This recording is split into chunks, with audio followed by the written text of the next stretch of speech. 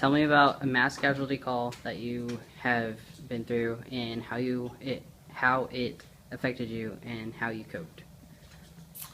My name is Christopher Rutter. I'm captain of Butterfield Fire Department. The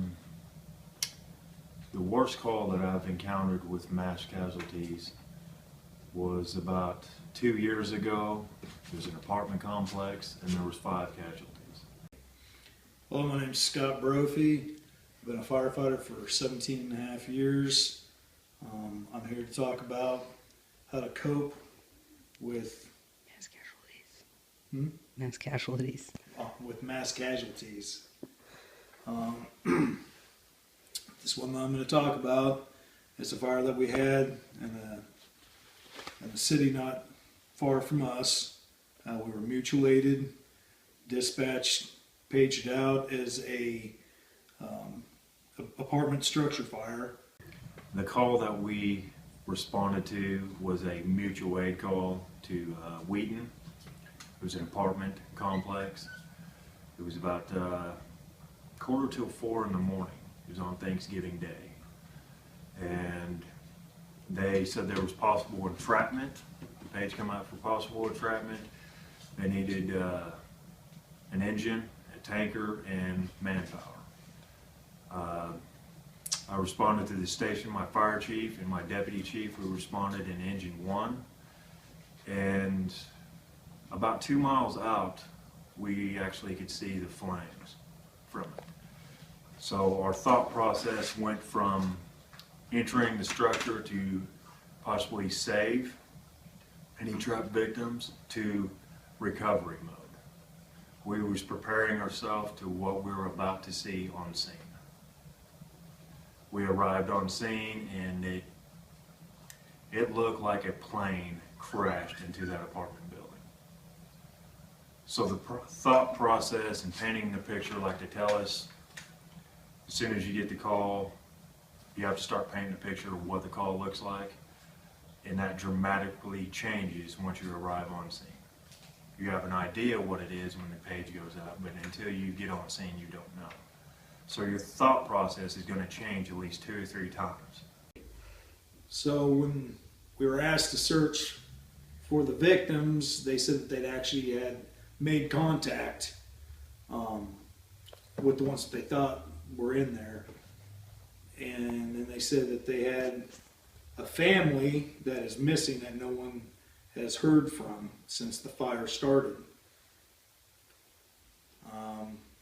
When one of the other fire departments threw a ladder up, they checked and they thought that they'd seen a body inside there that was badly burnt.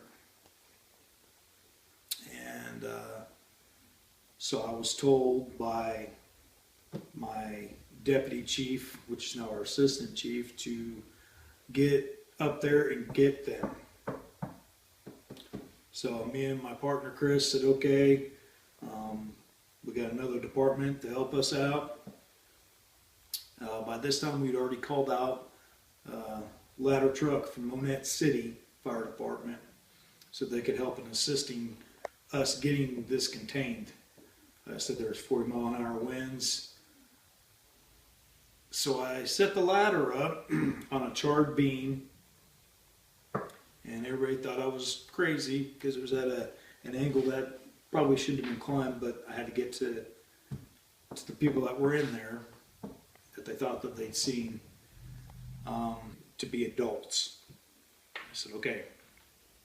I said, there should be a child. I felt a little more trying to pull debris off, trying to be real careful so I didn't fall through. And all of a sudden I seen what looked to be, could have been a child, but it looked like a styrofoam ball. When I was searching for him, I put my hand on his head, and the skull from the intense heat, it actually cracked, and I put my fingers through his head. Nobody knows this except for the assistant chief now, which was the deputy then, and obviously my partner. I radioed back and said I found the third victim, which was the child. Done that's Thanksgiving Day, and they didn't even get to have a Thanksgiving. It was a little hard, but this one hit home.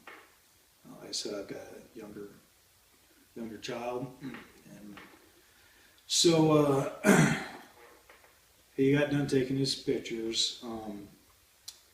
I got my guy down, Chris, and they brought up another gentleman from another department. And then some of the guys from Monette City Letter Company had actually jumped up with me, and they brought the body bags. We had to take a shovel for the female victim, the mother, and we shoveled and shoveled it, and it seemed like it took forever to get the debris off of her. There was so much. We finally got everything off of her, the sink and everything else. We pulled her out and put her in her body bag and sent her down the ladder that I had originally put up there on that beam. We zipped up the bag, and I just thought to myself,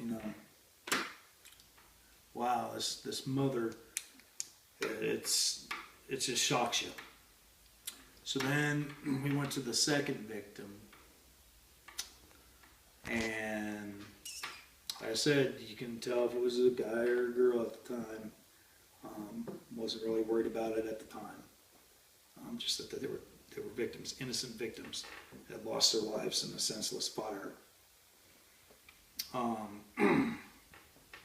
So we rolled him over, and me and two other guys from the city put him in a body bag.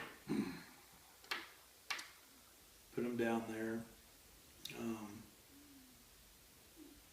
What really got me was that when I told you a little bit ago that his arms were out, the adult male's arms were out. Brandon, which was the boy that perished, he had his arms extended out to the male figure as he was trying to, looked like he was trying to cradle him, and they died facing each other. I'll never forget it. On top of, put my hand through his skull, which I never forget it. You never forget the smell. I actually, when it came time for the young boy, he was stuck to the floor, just like the other victims, and I picked him up, and I cradled him, and I said a little prayer for him before I put him in the bag, and sent him down, and they made a chain. They had made a chain already with all the other firemen that were there on there was 75 firefighters, I believe, that were on scene that day. And what I had done was I actually, because he loved firefighting, that was his passion. He always said, I want to grow up to be a firefighter. From what I had found out from all the family members. So I said, you know what? I went ahead and I got a helmet, one of our old helmets, cleaned it up, grabbed a marker, permanent marker, and I had everybody that was there on scene from all the departments. It was passed along to all the departments, and they signed this helmet for the family so we could present it. We got there that day. Of course, there's a lot of tears, a lot of emotions. I still acted as if everything was okay. But deep inside, Best way that we coped with it, being in the business that we're doing, is to be amongst your fire brothers and sisters and talk about it. You don't want to take it home with you because that adds traumatic stress at home.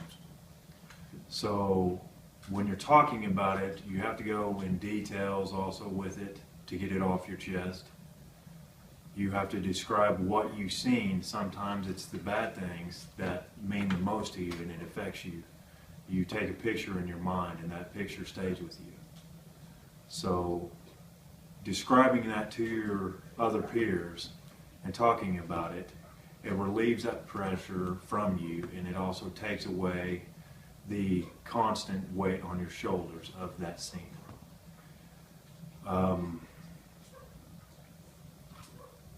Dealing what we also dealt with the mass casualties, for closure, we actually went amongst to the funerals and we talked with the family, and that provided me and my partner closure. We done everything that we could, we responded how we could, we done what we was trained to do, but it still happened and it still affected us. Mass casualties, you can't help but be close with the people that's involved, as far as you may not know them, but it's still affecting you because that's a human life that's in distress. So, like I said in the beginning, talking with your peers to relieve the stress of it, to help you cope with it, and to get closer is the best way to do it.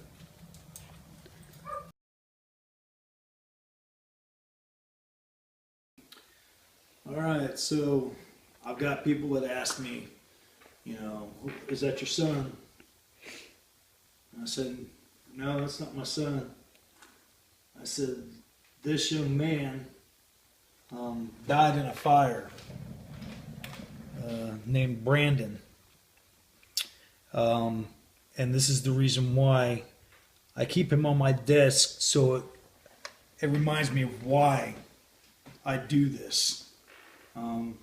I was diagnosed with PTSD a while back, and it haunts me and Chris.